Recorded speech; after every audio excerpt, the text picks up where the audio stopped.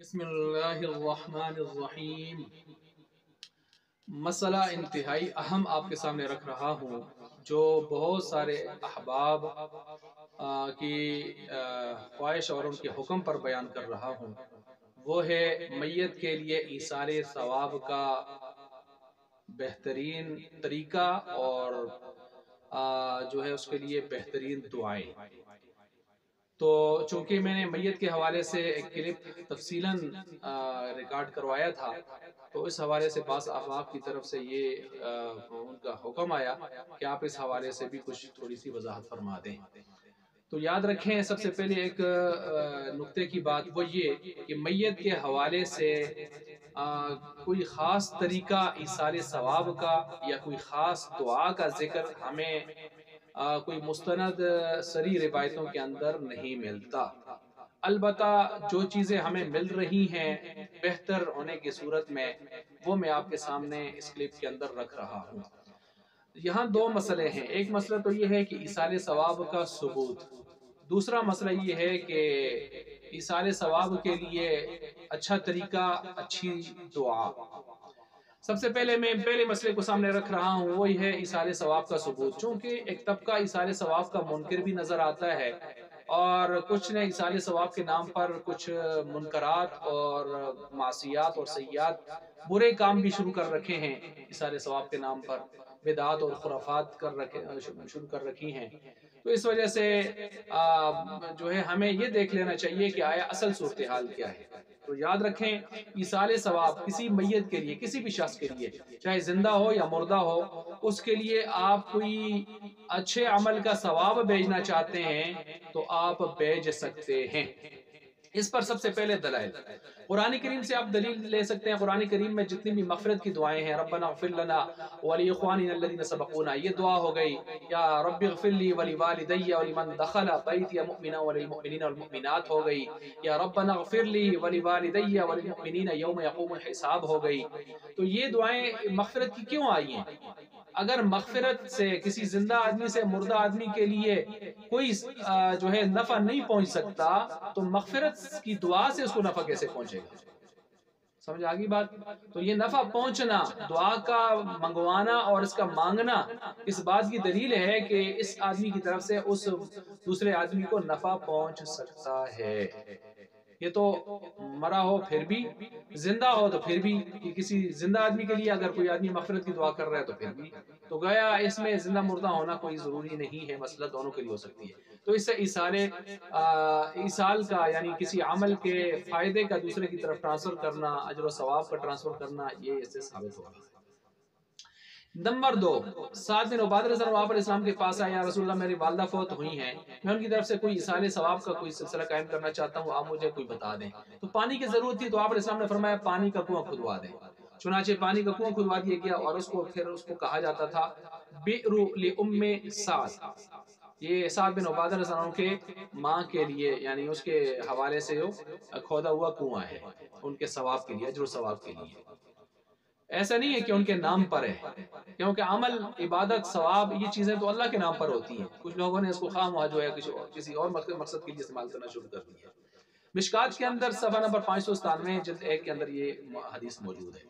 ایسے ہی نمبر 3، ابو ہریرہ رضی اللہ عنہ کی روایت ہے کہ ایک شخص نے پوچھا کہ یا رسول اللہ میرے والد کا انتقال ہوا، تو مال چھوڑا ہے، وصیت نہیں کی ہے، تو اگر میں ان کی طرف سے کوئی صدقہ خیرات کروں تو کیا گناہوں کا کفارہ بنے گا؟ آپ علیہ السلام نے فرمایا جی ہاں، ہوگا، کفارہ ہوگا۔ صحیح مسلم کے اندر روایت موجود ہے۔ نمبر 4، ابو اسید بن علی رضی اللہ تعالیٰ عنہ، وہ فرماتے ہیں ہم آپ علیہ السلام کے پاس بیٹھے تھے کہ بنو سلمہ کا ایک شخص آیا کہ میرے والدین فوت ہوئے ہیں، اور کوئی حسن سلوک کی صورت مجھے بتا دیں۔ تو آپ علیہ السلام نے فرمایا دعا کرو ان کے لیے، استغفار کرو ان کے لیے، کوئی وصیت کی تھی نافذ کر لو، جائز وصیت ہے، ان کے متعلقین سے صلہ رحمی کرو، اور ان کے جو دوست ہیں ان کے ساتھ عزت سے پیش آؤ۔ جی، سنن ابی داؤد صفحہ نمبر 336 جلد 4 موجود ہے حدیث۔ نمبر 5، آپ علیہ السلام نے فرمایا آدمی مر جاتا ہے تو اس کے انقطاع عملہ، اس کے اعمال کا سلسلہ بند ہو جاتا ہے، منقطع ہو جاتا ہے، الا ثلاث، مگر 3 سلسلے ایسے ہیں جو اس کو پہنچتے رہتے ہیں۔ اگر اس نے کوئی اچھی اولاد چھوڑی ہے، اچھی تربیت کی تھی، تو وہ جتنے اچھے کام کریں گے اس کو پہنچتے رہیں گے، اس کا ثواب بھی ان کو بھی ملے گا، اس کو بھی پہنچتا رہے گا۔ اس نے کوئی علم کا سلسلہ قائم کیا تھا، علم دین کا، شاگرد چھوڑے تھے اچھے، تو وہ سلسلہ بھی قائم رہے گا، ایسے ہی آگے بڑھتا رہے گا۔ ایسے ہی جو ہے صدقہ جاریہ، کوئی کنواں کھدوا دیا تھا، راستہ بنا دیا تھا اپنی زمین میں، یا اور کوئی ایسا رفائی کام کیا تھا، تو مسجد بنا دی تھی، مدرسہ وغیرہ اس طرح، تو یتیم خانہ وغیرہ، تو خانقاہ یا اس طرح کا دینی مرکز، تو بالکل اس کو یہ ثواب پہنچتا رہے گا۔ سنن ابن ماجہ میں یہ روایت موجود ہے، اور بھی کتابوں میں۔ نمبر 6 کہ ایک شخص نے کہا کہ والدہ کے لیے میں کچھ صدقہ کرنا چاہتا ہوں، فوت ہیں، کیا ان کو نفع پہنچے گا؟ تو آپ علیہ السلام نے فرمایا ہاں بالکل پہنچے گا۔ تو انہوں نے عرض کیا کہ پھر میں باغ صدقہ کرتا ہوں۔ جی، حضرت عبداللہ بن عباس رضی اللہ تعالیٰ عنہ کی روایت ہے، جو ترمذی کے اندر، جامع ترمذی میں موجود ہے۔ نمبر 7، عبداللہ بن عباس رضی اللہ عنہ کی روایت ہے کہ قبیلہ جوحینہ کی ایک عورت، اس نے کہا کہ میری والدہ مرحومہ نے حج کی نظر منت مانی تھی، فوت ہو گئی، نہیں کر سکی، کر لوں ان کی طرف سے؟ تو آپ علیہ السلام نے فرمایا ٹھیک ہے کرو۔ اور پھر آپ علیہ السلام نے اس موقع پر ان کو مثال دی تھی کہ جیسے اگر ان پر کسی کا قرض ہو تو آپ ادا کرو گی تو ادا ہو جائے گا، جی کہا، پھر اس طرح بھی یہ بھی ادا ہو جائے گا۔ صحیح بخاری میں یہ روایت موجود ہے۔ یہ نمبر 7 میں نے آپ کے سامنے رکھا۔ بلکہ یاد رکھیں، ثواب تو ثواب ہے، اسال اس کا ہو سکتا ہے، جیسے میں دلائل دے رہا ہوں۔ اگر عذاب ہے اور کوئی گناہ ہے تو اس کا اسال بھی ہو سکتا ہے۔ اسی طرح ایک آدمی، اگر کہتے ہیں نا کہ کسی نے نیکی کی بنیاد رکھی اور وہ آگے چلتی رہی تو مر بھی گیا، تو اس کو جتنے لوگ وہ نیکی کرتے رہیں گے اس کو ثواب ملتا رہے گا۔ یعنی ایک جائز عمل تھا اور وہ معاشرے سے مٹ چکا تھا، اس نے دوبارہ سے اس سنت کو زندہ کیا، تازہ کیا، تو اب جتنے لوگ اس محرک ہونے کی وجہ سے آگے چلتے رہیں گے تو اس کا ثواب ملتا رہے گا۔ اگر کسی نے گناہ کو اس طرح ایجاد کیا تو پھر جتنے گناہ آگے لوگ اس میں مبتلا ہوتے رہیں گے تو اس کو پورا پورا عذاب ملے گا۔ یعنی اگر کسی نے برے شاگرد چھوڑے ہیں، گانے بجانے والے ایسے، یا بری اولاد چھوڑی ہو، باش تربیت صحیح نہیں کی، برے بچے چھوڑے ہیں، یا کسی نے جو اپنا مال سینما حال بنا دیے یا کو بخانے بنا دیے، معصیات کے سلسلے شروع کر کے چلا گیا، تصویریں لٹکا کے ٹی وی گھر میں رکھ کے چلا گیا، تو اب ثواب تو ثواب ہے، عذاب بھی ٹرانسفر ہو رہا ہوتا ہے اور وہ جا رہا ہوتا ہے، تو اس وجہ سے دونوں چیزیں اس میں ہیں۔ اچھا، اس طرح نمبر 8، ماں کی طرف سے روزے رکھوں۔ ایک نے پوچھا حج کروں روزے رکھوں؟ تو آپ نے فرمایا رکھو، کرو۔ یہ مسلم کے اندر حدیث نمبر 1149 موجود ہے۔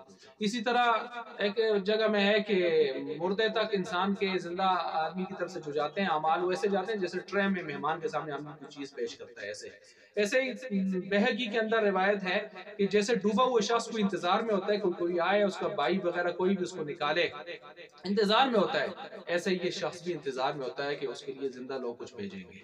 ایسے ہی نمبر 11، آپ علیہ السلام نے تر شاخیں، 2 قبر والوں کو دیکھا عذاب ہو رہا تھا تو آپ نے 2 تر شاخیں اوپر رکھ دی اور فرمایا جب تک یہ تر رہیں گی گویا اللہ کی تسبیح ہوتی رہے گی اور ان کے عذاب میں تخفیف رہے گی۔ یہ دیکھ لیں، بخاری اور مسلم، صحیح بخاری اور صحیح مسلم میں روایت ہے۔ اچھا، اسی طرح سعد بن معاذ رضی اللہ تعالیٰ عنہ کی قبر پر آپ مٹی ڈال رہے تھے تو آپ نے تکبیر اور تسبیح پڑھنا شروع کر دی، تو صحابہ حیران ہو گئے کہ کیا معاملہ ہے؟ تو آپ علیہ السلام نے فرمایا اس بندہ صالح پر قبر نے تنگی شروع کر دی تھی، تنگ ہو رہی تھی بہت زیادہ، تو میں نے جب تکبیر تسبیح وغیرہ شروع کی تو اللہ تعالیٰ نے کرم فرمایا اور ان کی قبر کو کشادہ کر ڈالا۔ مشکات کے اندر روایت موجود ہے۔ اسی طرح نمبر 13، فوت شدہ آدمی کے ذمہ اگر روزے ہوں، نظر وغیرہ باقی ہو تو فرمایا کہ اس کے ولی اس کو پورا کر لے۔ بخاری اور صحیح بخاری میں بھی اور سنن ابی داؤد کے اندر بھی کتاب الصیام اور کتاب الایمان اس کے اندر یہ موجود ہے۔ نمبر 14، آپ علیہ السلام نے بعد تدفین قبر، یعنی جب مردے کو دفن فرما دیا تو اس کے بعد پھر آپ فرماتے اب رکو اور اپنے بھائی کے لیے مغفرت کی دعا کرو اور اس کے لیے جو سوالات ابھی ہوں گے اس میں ثابت قدمی کی دعا کرو۔ جی، سنن ابی داؤد یہ روایت ہمارے پاس موجود ہے۔ اسی طرح نمبر جو ہے 15 کہ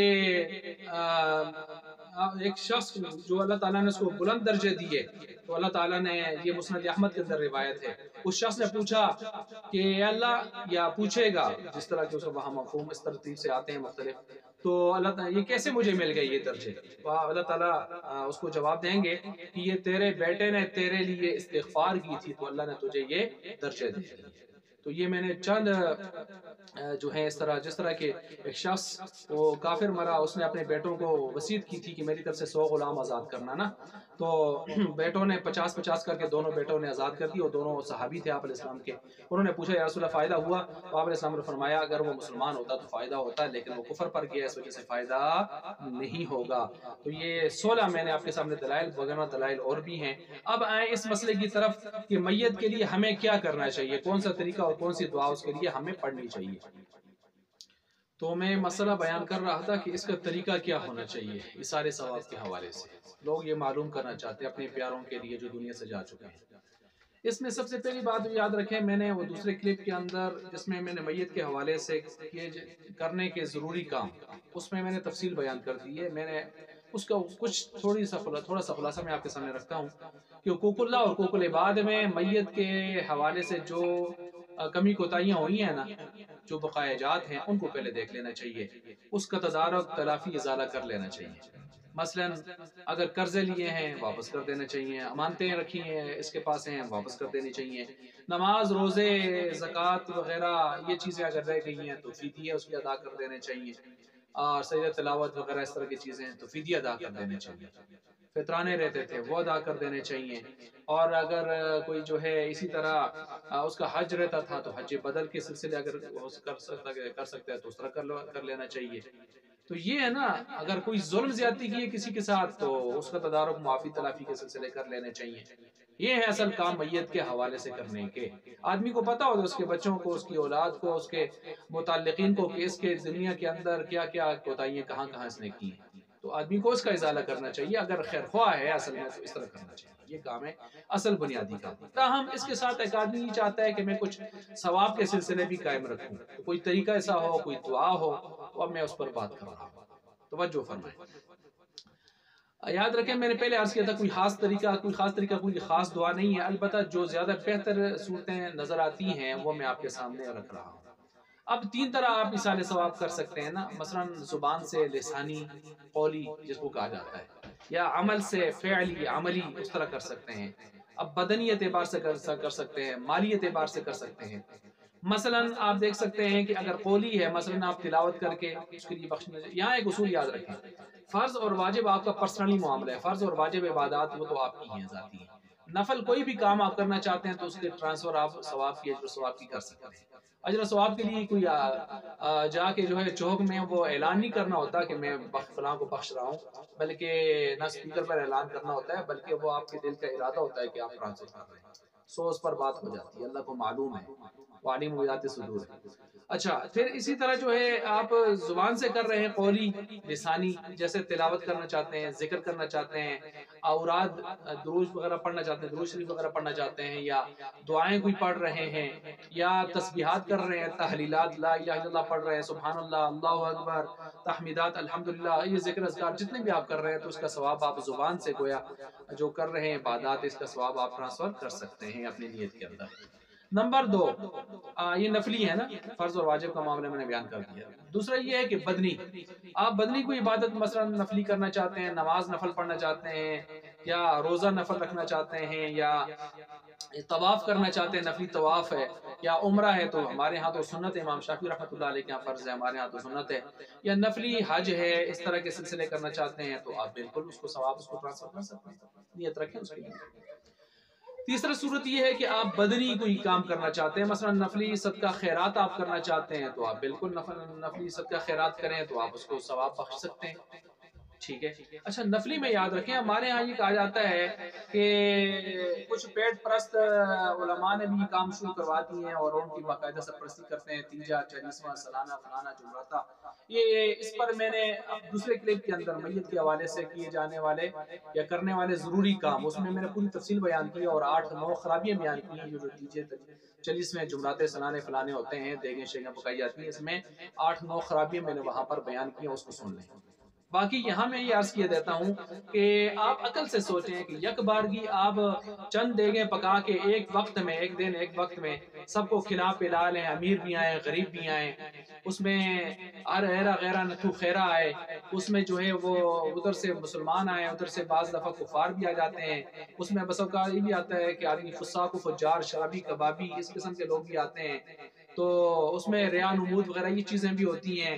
تو اب اس سے بہتر نہیں ہے کہ آپ جو ہے مستحقین کو ڈھونڈ کر ان کے گھروں میں راشن پہنچا دیں، ایک دن ایک وقت کا کھانا جو اتنے سارے مختلف کیٹیگری کے لوگ کھا رہے تھے، آپ وہاں پر جو ہے اس گھر میں پہنچائیں، اس کے بچے جن کو 2 وقت کا کھانا میسر نہیں ہے، اگر وہ 1-2 مہینے کا راشن ان کے پاس چلا جاتا ہے تو عقلاً سوچیں کون سا کام بہتر ہے، کون سا کام بہتر ہے۔ اب یہاں مالی صدقے کے اعتبار سے جو بہتر مصرف ہے وہ میں آپ کو بتا رہا ہوں۔ مثلا نمبر 1 طلباء، ڈبل صدقہ آپ کو ثواب ملے گا، ایک صدقے کا ثواب، دوسرا تنشیر دین، تبلیغ دین کے اندر آپ کا کردار ہوگا، آپ کا حصہ ہوگا، جتنا پڑھے پڑھائیں گے آپ کو پورا اجر ملے گا۔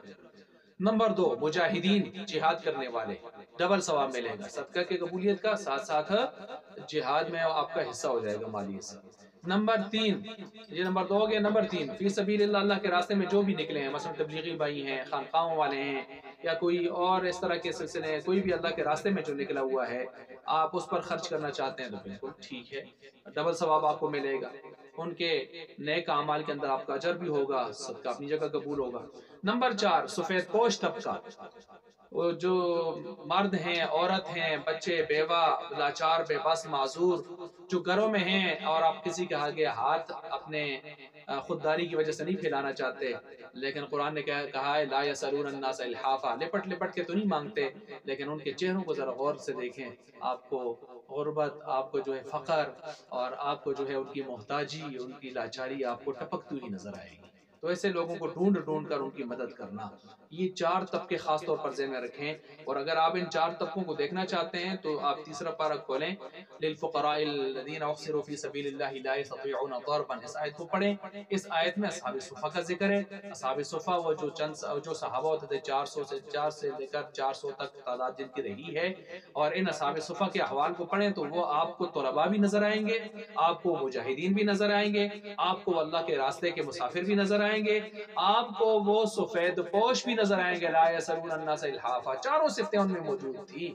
اللہ نے ان کے لیے یعنی وہاں ان کی کتنی عظمت کو بیان کیا اور ان کے استحقاق کو بھی بیان کیا۔ تو آج بھی یہ طبقہ یا یہ صفتیں جہاں جہاں موجود ہیں، آپ ان لوگوں پر خرچ کریں، یہ بہترین راستے ہیں، نہ کہ لوگوں کے پیٹ بھرنے اور دیگیں چڑھانے اور جو ہے ایک عجیب و غریب قسم کے سلسلے قائم کرنے۔ دعوتیں تو خوشی کے موقع پر ہوتی ہیں، غم کے موقع پر نہیں ہوتی۔ کسی کی خوشی آئے کسی پر تو اس کو ہم کہتے ہیں دعوت کھلاؤ، کسی کا کوئی مر جائے اس کو نہیں کہتے کھلاؤ، اور پھر میت کے گھر میں بیٹھنا اس وجہ سے کہ کوئی آئے گا تو کھائیں گے، یہ بے غیرتی بھی ہے، اور یہ مذہبی اعتبار سے حس اور غیرت کا جنازہ بھی نکالنے والی بات ہوتی ہے۔ یہ تو ہو گیا عمل کے اعتبار سے بات کہ قولی، فعلی اور مالی اعتبار سے آپ نے جو کچھ کرنا ہے وہ اس کا ثواب اس کو پہنچے گا۔ مالی اعتبار سے کیا کرنا چاہیے، اس میں زیادہ بہر عربی ہوتی ہے، میں نے اس کی تشریح بھی آپ کے سامنے تفصیل بھی رکھ دی ہے، اور اصل کام کرنے کی کیا ہے جو میں نے پہلے شروع میں بتا دیے تھے۔ اب یہاں پر میں یہ بتا رہا ہوں کہ دعا کون سی پڑھنی چاہیے میت کے حوالے سے۔ تو یاد رکھیں قرآن کریم میں جو دعائیں آئی ہیں ان میں ایک بڑی جامع دعا ہے، ربنا اغفر لنا ولاخواننا الذین سبقونا بالایمان ولا تجعل فی قلوبنا غلا للذین آمنوا ربنا انک رؤوف رحیم۔ 28ویں پارے میں یہ دعا موجود ہے سورہ حشر کے اندر، پہلے پاؤ کے قریب موجود ہے، یہ وہاں دیکھ لیں۔ اس دعا میں ایک تو اللہ سے مغفرت مانگی جا رہی ہے اپنے لیے بھی اور اپنے ان بھائیوں کے لیے جو اس سے پہلے ایمان کے ساتھ جا چکے ہیں، اور صرف مغفرت زبانی جمع خرچ نہیں مانگی جا رہی بلکہ ساتھ دعا بھی کی جا رہی ہے، اللہ اگر ہمارے دلوں میں ان کے بارے میں کوئی کینہ کدورت ہے بھی، اللہ اس کو دور کر دے، دور کر دے، ہمارے دلوں کو صاف کر دے۔ دیکھیں کتنی زبردست دعا ہے کہ ایک دعا ہے اور دوسرا دل کے اخلاص کے ساتھ دعا مانگی جا رہی ہے، اور بہت خوبصورت، اور الفاظ کتنے بہترین انداز میں۔ تو یہ بہترین دعا ہے، اس دعا کو کرتے رہنا چاہیے، اور خاص کر والدین ہے تو اس کے لیے دوسری دعائیں بھی جو میں نے پڑھی تھی، ربنا اغفر لی، رب اغفر لی ولی والدی ولمن دخل بیتی مؤمنا وللمؤمنین والمؤمنات، 29ویں پارے میں سورہ نوح کے اندر اخیر میں آپ دیکھیں وہاں موجود ہے۔ اسی طرح 13ویں پارے میں آپ دیکھیں ربنا اغفر لی ولی والدی وللمؤمنین یوم یقوم الحساب، 13ویں پارے میں وہ دعا بھی خاص کر والدین کے حوالے سے۔ اچھا، ایک دعا میں روایات کی روشنی میں آپ کے سامنے رکھ رہا ہوں، اور وہ اتنی جامع دعا ہے کہ اس سے جامع دعا کا آپ تصور روایات میں نہیں کر سکتے، بہت اعلیٰ اور جامع دعا ہے، وہ پڑھ لیا کریں۔ وہ کیا دعا ہے؟ وہ دعا یہ ہے جو اس کے اندر موجود ہے، مسلم کے اندر، صحیح مسلم میں حدیث نمبر 2232 یعنی 2232، اور ابن ماجہ میں، سنن ابن ماجہ میں 1500، حدیث نمبر 1500۔ جی، دعا کیا ہے؟ اللہم اغفر لہو وارحمہ وعافہ واعف عنہ واکرم نزلہ ووسع مدخلہ واغسلہ بالماء والثلج والبرد ونقہ من الخطایا كما نقيت ثوب الأبيض من الدنس وأبدله دارا خيرا من داره وأهلا خيرا من أهله وزوجا خيرا من زوجه وأدخله الجنة وأعذه من عذاب القبر ومن عذاب النار۔ کتنی خوبصورت دعا ہے، ذرا ترجمہ اس کا دیکھ لیں، اس کا مفہوم دیکھ لیں۔ اللہ مغفرت فرما اس میت کی، مرحوم کی، اس پر رحم فرما، اس کو عافیت دے، عافیت دنیا آخرت کی ہر بلائی کو شامل ہے یہ لفظ۔ وَاعْفُ عَنْهُ، اس کو معاف فرما دے چھوٹے بڑے ہر گناہ سے۔ وَأَكْرِمْ نُزُلَهُ کا مطلب ہے اس کو باعزت اس کی مہمانی فرما، اور وَوَسِعْ مُدْخَلَهُ اور اس کی قبر کو کشادہ فرما، وَغْسِلْهُ بِالْمَاءِ اور اس کو بالکل دھو دے، صاف کر دے گناہوں سے پانی کے ساتھ، ابر کرم کے ساتھ، اور گویا اس کو برف کے ساتھ اور اولوں کے ساتھ، اور اس کو اتنا بالکل صاف کر دے گناہوں سے جیسے کہ دھو کر کپڑے کو، سفید کپڑے کو میل کو چیل سے صاف کر دیا جاتا ہے۔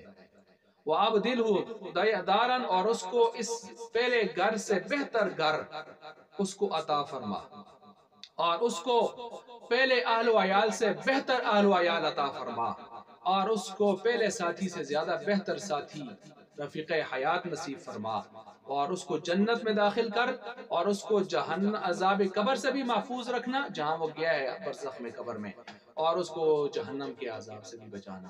اب کیا رہ گیا اس دعا میں؟ اس دعا میں تو ہر چیز آ گئی، بہت بہترین دعا ہے، اس کو یاد کر لیا جائے، اور اس کو صرف پڑھا ہی نہ جائے، اس کو مانگنے کے انداز میں پڑھا جائے، تو یہ بہترین دعا ہے۔ اللہ تبارک و تعالی ہمیں سمجھنے کی، عمل کرنے کی توفیق عطا فرمائے۔